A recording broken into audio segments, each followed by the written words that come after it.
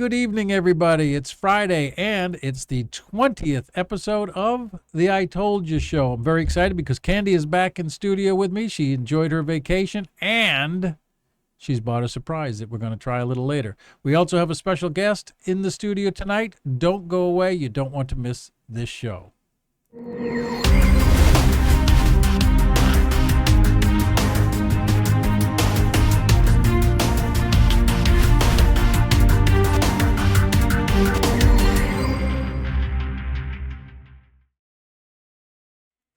And good evening and welcome back, Kandi. Thanks, Alan. How was your trip? Oh my gosh, it was really, really good. We had a lot of fun. I got a little seasick, but we still had pretty much fun. We did everything, so. Well, that's the important part. Yeah. And you feel a little bit more refreshed now? I do feel a little bit more refreshed, especially since the day I woke up on the ship, I found out about the election results and that Donald Trump won, that we won, and everything's going to be a whole lot better really soon. So. Now, before we get to our guest, and we'll bite into this later in the show, but I see something in front of you there on camera that looks like a cupcake. That right there. Oh, that little thing. Yeah. And I think you brought a few, so we can each try one here in studio and brag about it. I did bring a few. A lot of people may not know my stress reliever. Part of how I get my income is I like to bake. I like to bake a lot. Doctor's kind of retrieving me from being able to eat it a lot, but I get to at least taste it while I'm going along the way. So I'm dabbling in stuff that doesn't have as much sugar right now, and this is one of those things. I don't want to ruin it for you before you try it, but we all have to watch our sugar, our actual sugar. So this is one of those things. So it's actually a s'mores cupcake with a meringue on top and a chocolate cupcake on the bottom. So we'll see how that goes. But I do have a business. Before we get to the end of the show, we're all going to try one. Yes, and I can't wait. First thing I've made since I got back. So. And we have a special guest. You want to introduce our special guest? Yes, we have our winning city council candidate, Ray Stevens, with us this evening, and we're just going to talk about whatever comes up like usual, because it usually is pretty a good show. So he's going to get a cupcake too. Goody. Welcome. We got you back, but now you are City Councilman Stevens. Well, elect, yes. Elect. The heck with the elect. Yeah. Next week, or the next city council meeting, you get seated. 19th. Yeah, November 19th. Yeah, I'm looking forward to that. Yeah.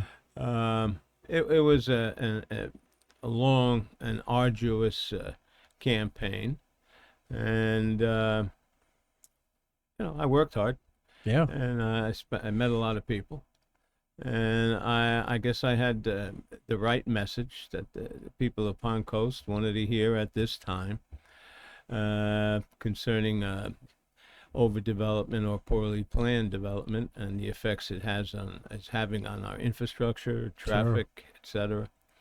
So, but Mr. Werner was a formidable opponent, and let the chips fall where they may. Yeah. Well. So now that you're going to be in office, you'll be under the scrutiny of everybody. We'll hold your feet to the fire if you if you back up on what you've said.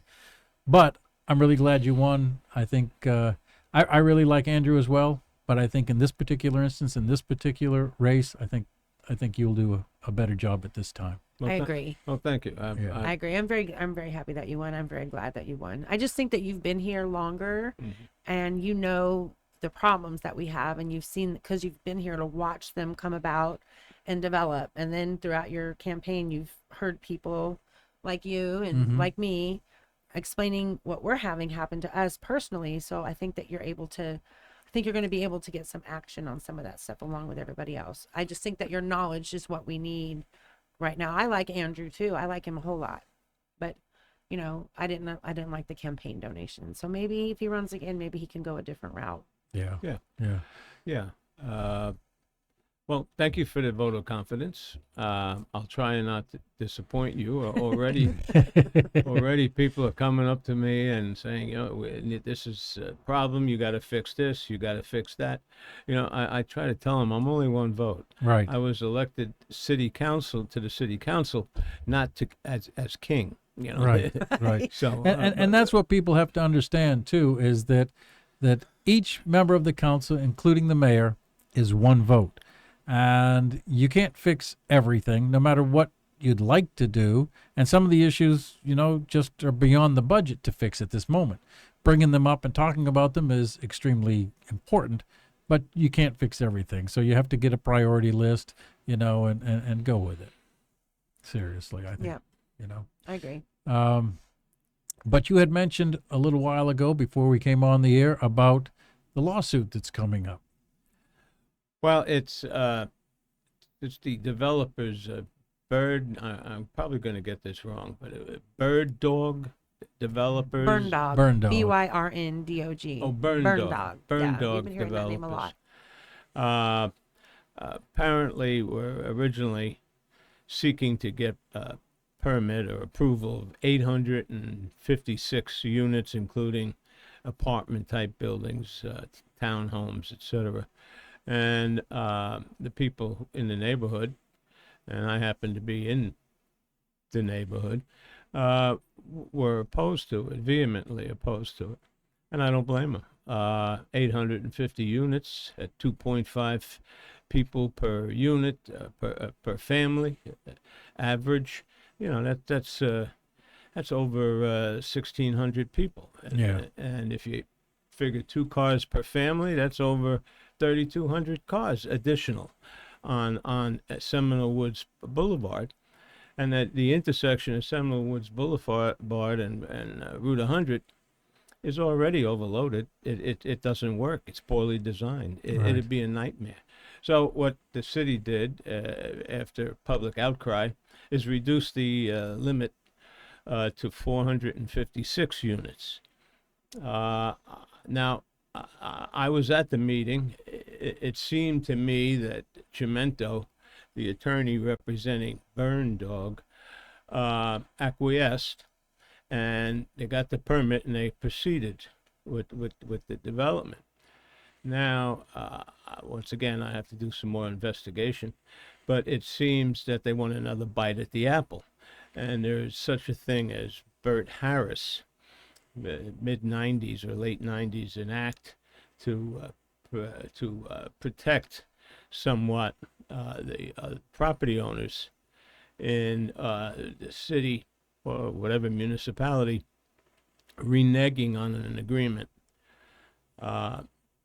Based on my research, the courts have taken a conservative stance on this. First landmark case was, I believe it was Corley, or Jacksonville v. Corley and the court sided with the Jacksonville municipality. But I think 416 units is a fair amount. And according to the law, they have to give notice before they actually sue, in order to give some time. I think it's been extended to 90 days to give some time for the municipality and the builder or developer to make a deal.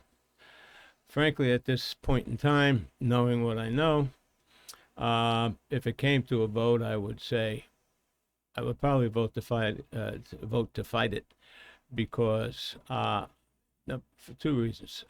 I think the project of consisting of 856 units is way too much, and it would set a precedence for the rest of the developers coming around and trying to take another bite out of the apple, if you will.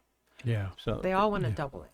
Yeah. They all do that. They all buy it zoned one way, and then they either want to change the zoning or the density of the zoning, and it always boils down to twice as many homes, either going up in townhouses or apartments or across smaller lots. They cram the homes in. Right. This is just, and the developers, this has been going on since I can even remember. And Chimento is the same attorney. That's the developer's attorney. He even defends them over at the Flagler Beach Council meetings that we go to sometimes to see how different it is from our council meetings. Well, this is going to come out wrong, but I'm going to say it anyway. Chimento's an attorney, Yeah. and he has to fight for whoever his Client. is. Thank you. He has to fight for whoever his client is, and frankly, he does a good job. No, do I yeah. do I like what he does? No, no, no, no, no, no, no. I do not. But you have to understand that that's what he does. Well, I How- mean, people have asked me for a good real estate attorney, and I've recommended him because I've seen how he is. I mean, how he gets stuff done and he Sure, gets stuff passed. yeah. He is good, but he's not good for the environment or or our well-being. But yes. he's good at his job. at his job. Right. And I agree with that. I think that, and Ray, I think you've said it just a minute ago in a different way, but you buy a piece of property, the zoning of the piece of property, what you're doing when you buy that piece of property, but to buy it with the idea of changing it so that you can, switch it from commercial to residential or whatever, and then change how many houses that it's platted for, just so that the developer can make a larger profit at the expense of the citizens of the city, that's a no-go in my mind. Well, I agree. And well, like I said, to echo your words, you know what it was zoned for when you bought it. So now you're stuck with it. I mean, there are certain hardship cases. But don't get me wrong, I'm a capitalist. Right, right. I don't begrudge anybody trying to make a buck or trying to make money. But when it gets to the point where it goes contrary to the common good, that's where I draw the line. Right. And here we have, they're vying for 856 unit on a road that already floods. Flooded during Milton. They had to shut the southbound Seminole Woods Parkway down, or part of it. So I think this overdevelopment is contrary to the common good. Yeah, I agree with you 100%. And on the flooding issue that you just brought up, do you have any new news, Kandi, on the flooding committee that the city put together? I know today, Miss Barbara Stansel presented to the city council the dirt pile. There's like a community dirt pile now where people that maybe the surveyor, that some of the homes got picked to have their yards surveyed, and they are coming back with that survey in front of the resident and explaining to them what they need to do to fix their yard as far as the grading goes. So I think they're allowing people to pull dirt for that process from this pile at no charge, but they do have to sign like a waiver form and say that they have an approved permit for the grading and that the grading is approved by the city and all that kind of stuff. It's just funny how they're worried about the grading all of a sudden now when they weren't worried about it when the houses were going up. Yeah. But they're trying to do something. So I know they were going to present that today and see if that was going to be, I don't know if it got approved because I was at lunch with my mom. I was there for at least Donna Stansel's presentation. It was a good presentation.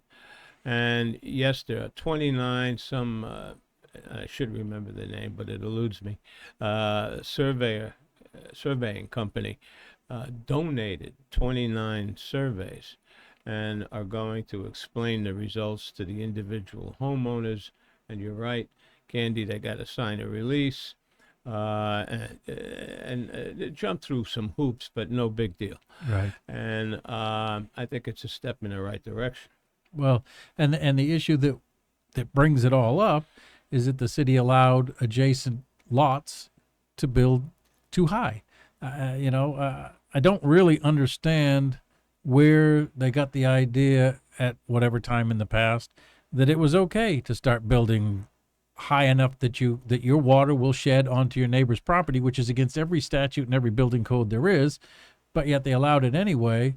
And it needs to go backwards. It needs to be, you can't be higher. You can't shed onto your neighbor's property. Well, it's a no-brainer. Yeah. I mean, if you're going to build a house next to a house that's existing, the height of the new build should be relative to the height of the existing home. Right. That we're at the same height. And then let it flow into, it's supposed to be a mini swale and graded to flow to the front of the property. And that would work. But when you build a house that's 2 feet higher, Yeah. as I may have mentioned on a previous show, they don't grasp the mechanics of it. which blows my Yeah, mind. There's water not enough doesn't. space between the houses to grade with that much height properly. There's not enough room. You could do it if you had more room between the houses, Right. because you could do the gradual grade. But when they've got the house up this high and this much room, and this is by feet, you have to grade it like that. Well, the water goes to the next door neighbor. If you had more room, you could grade it more gradually. See what I mean? That's part of the problem Yeah. too. Sorry to Yeah. interrupt you. Well, it's a 7.5 foot setback, Sure. which means the houses minimum are 15 feet apart. Mhm. And, you know, it never used to be an issue. We never used to have an issue of this until they started allowing houses to be built higher than the neighbor. And they still haven't Exactly. ever told us who the person was that changed that. Yeah. Somebody changed that somewhere, or else we wouldn't even be talking about this right now. That's right. And I've been asking now for over a year, who is the person that did that? And I still have no answer. Well, I'll be making the same inquiries. I hope so. I just really want to know who and why. Well, it happened to me. I mean, I get flooded from the neighbor. It was an Adams home. It's about 1.5 feet higher than mine. The solution was to build an earthen burn that runs the entire length of the property line. It's 1.5 feet high. Of course, that didn't work. It's dirt. Right, You right. know? And although my flooding problem is not as bad as many others, but it's still a nuisance. It's on the side of my house where I have a garbage bin. I can't get, if you get a heavy rain, I can't get to the garbage bin till the water recedes. Heretofore, that never happened. Yeah. And the principle is a simple one. Water flows downhill. It doesn't flow sideways. Right. They don't grasp this concept. Okay. The only way to correct that is what I call a curtain drain. We call it up north a curtain drain. People call it a French drain. French drain, yeah. That's expensive, but it's effective. And I guess some of these people that have been who have experiencing major flooding, that's the only resolution. Some dirt fill is not going to do it. Well, dirt washes away. That's right. And you had that issue at your house, right? And you put your own money in to solve the issue before it got really to the point where the Right. city I was didn't want to listening. wait. Well, because I'm like, what am I waiting for? Yeah. What if we have another storm in the meantime? Like, I need to protect my house. I didn't add any more dirt in my yard, but my yard has been washed away where it used to be flat and level and drained to the sides and to the front, like they used to be graded. Right. It used to be like that. I would have noticed, the 1.5 foot drop in the back corner of my yard when I moved in, because I asked the people about if there's snakes, if there's, if they had, a snake problem, because I have dogs. And I asked if their yard ever flooded. They said no. It wasn't in the floodplain when I looked at all the property and stuff. So I didn't see any evidence of anything. I saw a shed in the back on 2x4s, but I just figured that was to level it. Like, Sure. So I never even thought about it being like, full of water like it gets now. And it didn't fill with water. Like I told a million times, I had a lot empty next to me and a lot empty behind me. There was never homes there. And not until they built those homes did I have the problem with my yard. After they were both done is when my yard started filling up with water. And those homes are higher than They yours. both are higher than mine. Only thing I've done in my yard any different is my fence. And I had to replace my fence because the contractor or the developer that was developing the lot next to me tore down part of my fence while they were tearing the trees down. And I have dogs, 3 rescue dogs. And when you have rescue dogs, you sign a contract that says you'll keep them safe. They get vet treatment, everything. And if your rescue is a good one and they find out that your dogs have been getting loose or are loose or whatever, they come and take your dogs back from you. So I was very upset about my fence being broken. So the only thing I've Sure. done in my yard is replace my fence. Now, But that's it not went gonna in cause the same flooding. spot that the old fence came out of. It went in the exact same spot. Yeah. So I didn't do anything any differently in my yard. So they just came and did my survey. I think it was the week before I left on vacation. I saw them out in the backyard doing it. So they just did mine. So I should be hearing what their suggestions are going to be Good. for good. my backyard. I But hope- yeah, I did put drainage in my yard and it was about $3,000. Wow. But the drainage only works to drain my backyard as long as the swells are not full In your front yard. in the front. As soon as the front swell fills up to about 10 feet up, into the yard, because that's where my pipe from the backyard comes out. It can't drain because it can't go in, it can't drain anywhere. So The problem with that is, based on what I've researched, is not so much the swales. It's the drainage ditches that flow into the freshwater canals. they're overgrown and full. That's They right. can't hold as much volume. And I always used, during the campaign, I used the funnel analogy. If you take a funnel, it's wide on the top and narrow on the bottom. You clog the bottom or restrict the flow on the bottom of the funnel, and you pour liquid into the top, eventually it's going to overflow. Yep. And that's what's happening with these swales. They hit this drainage ditch that on my cul-de-sac hasn't been attended to in 7 years. It's all overgrown. It's lost its pitch or its grade. There's weeds in there and debris, and that's why when we get a heavy rain, like during Milton, I had waterfront, lakefront property, and I'm getting a no fishing sign in anticipation of the next That's storm, so and I'm going to funny. put it in my front yard. We're not fishing poles for side shot. So that's the problem. It's lack of maintenance. Right. Completely lack of maintenance. So let me ask you then, that in order to do the maintenance, there's going to be an increase in cost. And do you see the money coming from cutting other budgets in the city, or do you see a tax increase, or what do you think might happen down the road? Well, as far as I'm concerned, and I've said this during the campaign, any new taxes or tax increases should be the last resort, not the first option. I would look to reduce expenses. I'm thinking about, and I haven't really done or had a cost analysis done to see whether outsourcing the swale and drainage ditch maintenance to an outside contractor, whether or not that they can do the same job as effectively or more effectively at the same price as the city people or the city employees, who perhaps by virtue of the fact that they just don't have enough people. But I would like to do a cost analysis on that. And because outsourcing may be one solution to the flooding problem. Although, as I said in the past, each flooding situation is fact sensitive. It depends on the pitch, the height, the swales. There's a combination of possibilities that has to be determined. The survey, I hope, will help you in your case. I hope so. So the cost analysis is how I'd like to Right, proceed. and that should be the first step. It's interesting because way back when I moved to Palm Coast in '83, I came down and I've said this several times before, but I came down and went to work with my dad, who was a builder. And when we would come up to the house would be finished and we're working on final grade, and then we would have to bring out a surveyor and survey the slope of the swale and make sure everything was pitched in the right direction so, water would flow. But somewhere between when my dad retired and I stopped doing the building with him in '92, the idea that swales aren't supposed to flow but supposed to percolate started happening.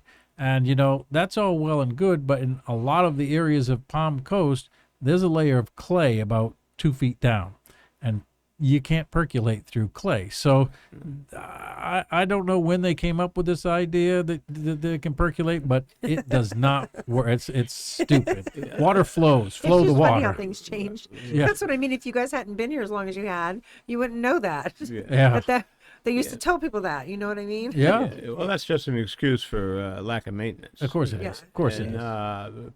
percolate down to the aquifer. Okay, but they tell me, the water's supposed to sit in there for 2 or 3 days. Yes. Hey, I have a question to ask you guys. I didn't know if you guys knew this or not. I know we want to use this podcast and this podcast room to inform the residents and also hear their opinions on things. Sure. But, so I had lunch with my mom today, and she told me this a couple months ago, but it's been a couple months ago and it wasn't something I was doing, so I forgot about it. But today she said She said, remember when I told you I got the property taxes on my condo, that I read the back and there are exemptions for people where you can get exempted from paying property taxes. One of the exemptions, did you know this? One of the exemptions is if you're a disabled veteran. If you are 100% 100%. disabled veteran, you can go to the property appraiser's office. They give you Yes. 2 sheets of paper. You fill out one. Your doctor fills out the other one, stating that you are in fact 100% disabled. You take it to the office and you don't have any property taxes to pay. My mom got her bill this time and she didn't owe any money. Yeah, She owed 0. So some people don't know that they It's have true. that here. Yeah, Yeah. and they also have deductions for, over 65 and the level of disability, and there's all kinds of deductions that people don't know about that you can take advantage of. My wife's late husband was a veteran, 100% disabled, and they had no property tax up until the time he passed away. Yeah, so see, you knew about it, sort Yeah, of. But yeah. I bet you there's a lot of people that listen to this podcast that don't know about that. Yeah. So we need to try to repeat this quite Sure, often if we can sure. to get it out there, because it's not like they're going to advertise it. Oh, hey, you can pay us less money if you do this. Yeah. They're not going to tell us. You got to, Mm-hmm. and if you look at the back, it's like small writing, like on the Of back. course. There's a lot of writing, The so they had fine to cram print. it. Yeah. The fine You print. guys should start flipping that over and reading it, because I think a lot of people will find they have deductions that they Yeah. didn't know. But I wanted to make sure I talked about that today, because No, thank you. that Yeah, was that's good. that was That's my good. thing today. I wanted to make sure Yeah. I said and today it's while I was a, here. it's a good acknowledgement of Your the service. veterans and the Yeah. service. Yeah, And we It- just it's had, good. we just had, the day where we Veterans Day, the yeah. Veterans Day where we celebrated everybody. So I just thought, I should bring that up again. So I'm going Yeah. to keep saying it until everybody's taking advantage of it, Right, and then we'll right. stop. Then, interestingly, Ray, what do you think about the homestead exemption that passed, the amendment that passed for the state? Not an exemption, but the tying it to Is it- inflation. I mean, the sliding scale. Yes. Well, it's good and it's bad. It depends on which way inflation goes. Right.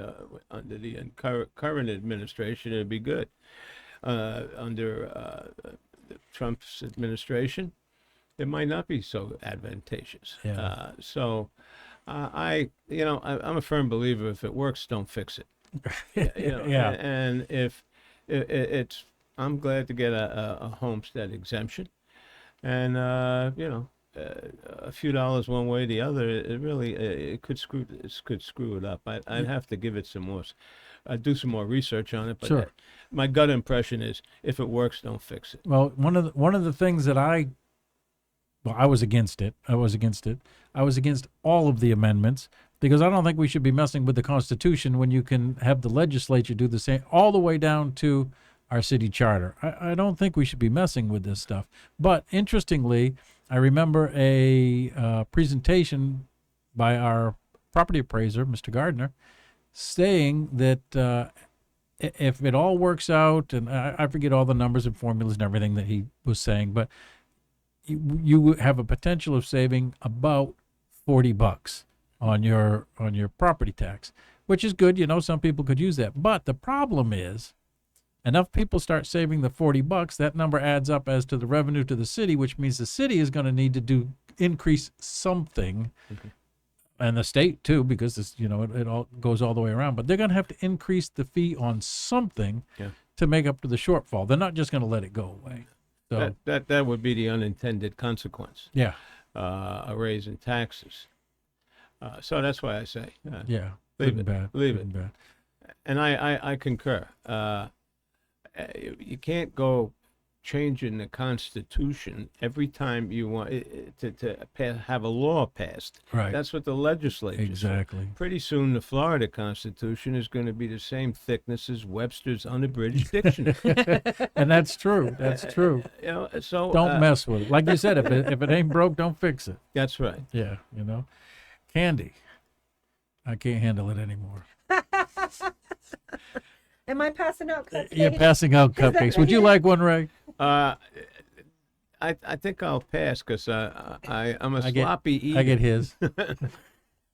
It's going to end up all over. That's okay. We have vacuums. And we can take them home too, you know, because I brought them in a box. Okay. Yeah, I'd be glad to take one home. Let me put my camera over here, and you gotta Yeah, so these are look at this. chocolate with These are unbelievable. Look at that, huh? They look real good. it's meringue, vanilla meringue on top. So Yeah, Alan I'm gonna will be- pay for this because Alan will be the judge. you know, I have issues with sugar, but Well, Yeah. these don't have as the- much sugar because if it would have been a buttercream's half butter and half sugar. Yeah. So we All cut right. we cut the sugar out of the frosting part, so we can still enjoy the s'mores Well, ugh. type. Alan has been eyeing these up since I walked in here. Oh, they wow. they look good. I'd like to take one home. Okay, Oh yeah, of course. I brought a box, so It's Alan. amazing. Yeah. Yeah. All right. Sugar shakers. That's what I do. I bake. And I also I'm a mixologist. So I also create drinks. So I also do drinks for parties. So I'm actually hireable as a private bartender as well. I have a license. I'm on Sunbiz. That's what I'm talking about. I How, did. how do people get a hold of you? You can reach me at sugarshakersllc.com. Or I'm sorry, it's sugarshakers with a Z, LLC at Gmail. I have a Gmail. I have an email address just for my business. And you can also find me on Facebook These are incredible. under my name, Kandi Stevens. And I have a Facebook page, Sugar Shakers with a Z, LLC also. So Did I mention can we're reach doing me. this every week? Alan wants to be the guinea pig. Mm-hmm. So the low sugar ones work out. Hmm. All right. Oh yeah. You can't even tell, can you? No. Okay, good. Fantastic. That's the whole Absolutely idea. fantastic. Yeah, it's a general idea, isn't Yeah. it? So you can I bake I do birthday cakes. I just did a it was 8-layer cake for 45 people for Eddie Herrera. He owns Alliance Financial Partners. For his mother's birthday. His mother is Fani. Everybody knows Fani. She's high in the Republican crowd around here. So I did her birthday cake and I was her bartender for her birthday party. And I have fun doing it. Plus I get to make drinks. Plus I get paid. So it's like a win-win-win. If I could do events every weekend, I would probably literally only work for myself. I probably wouldn't have a job at the resort, although I do love working there too. It just gets to be a lot during this season with all the Yeah. with all the parties and stuff. But I still have some dates available. So Okay. yeah, Well, I'm hireable. I'll pass the word. Well, I'll tell you what. Number 2 cupcake is calling me. These are fantastic. They really are. If you're looking to have a party, some kind of thing, go ahead and contact Kandi for this because you will not go wrong. This is amazing. Any last words, Ray, before we close out? No, I am looking forward to doing what I can for the people of the city of Palm Coast and do what I can, as I said during the campaign, to keep Palm Coast Palm Coast. Yes. Yeah, exactly. Well, I'll tell you, when you came in as a candidate, we invited you to come on as many times as you'd like. And now that you're a full-blown city councilman elect for another week,